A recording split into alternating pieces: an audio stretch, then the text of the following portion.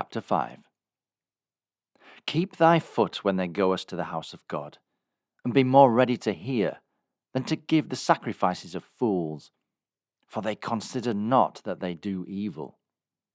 Be not rash with thy mouth, and let not thine heart be hasty to utter any thing before God.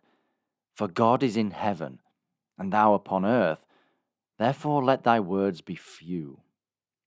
For a dream cometh through the multitude of business, and a fool's voice is known by multitude of words.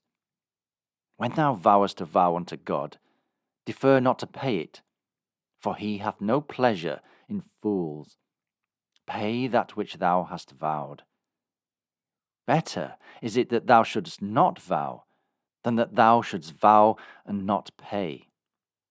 Suffer not thy mouth to cause thy flesh to sin, neither say thou before the angel that it was an error. Wherefore should God be angry at thy voice, and destroy the work of thine hands? For in the multitude of dreams and many words there are also divers vanities. But fear thou God. If thou seest the oppression of the poor, and violent perverting of judgment and justice in a province, marvel not at the matter, for he that is higher than the highest regardeth, and there be higher than they. Moreover, the profit of the earth is for all. The king himself is served by the field. He that loveth silver shall not be satisfied with silver, nor he that loveth abundance with increase. This is also vanity.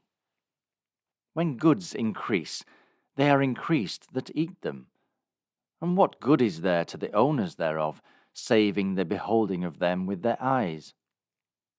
The sleep of a labouring man is sweet, whether he eat little or much, but the abundance of the rich will not suffer him to sleep. There is a sore evil which I have seen under the sun, namely riches kept for the owners thereof to their hurt.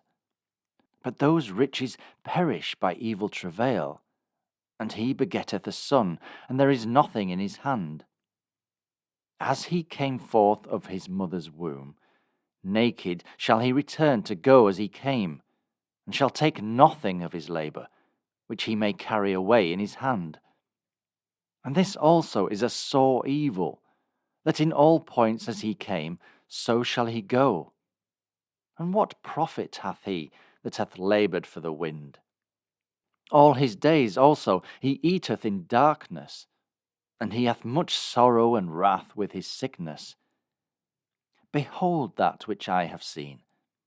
It is good and comely for one to eat and to drink, and to enjoy the good of all his labour that he taketh under the sun all the days of his life, which God giveth him, for it is his portion. Every man also to whom God hath given riches and wealth, and hath given him power to eat thereof, and to take his portion, and to rejoice in his labour. This is the gift of God. For he shall not much remember the days of his life, because God answereth him in the joy of his heart.